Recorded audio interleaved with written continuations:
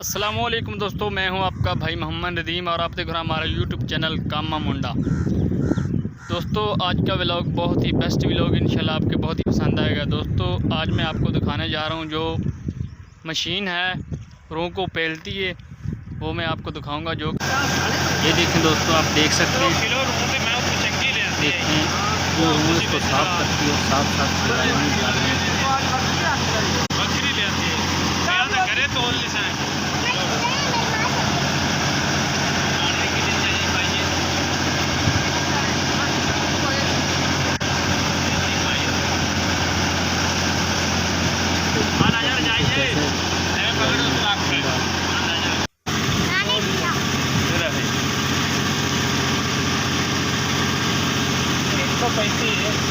और 135 नया बड़ा है 135 लगता है बड़ा सारा इन्होंने बुत्ता चंगा रखी खड़ाई इसमें से ये पहले रखने में बड़ा लोड पैदा है।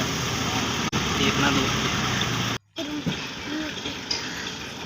ये देखें दोस्तों भाई रूह निकाल रहा है, यार ये डिजाइन अब रजाई में डालेंगे।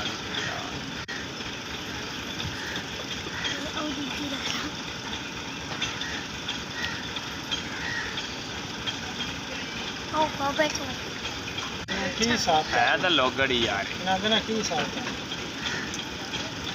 देने यार किलो का 30 रुपये किलो।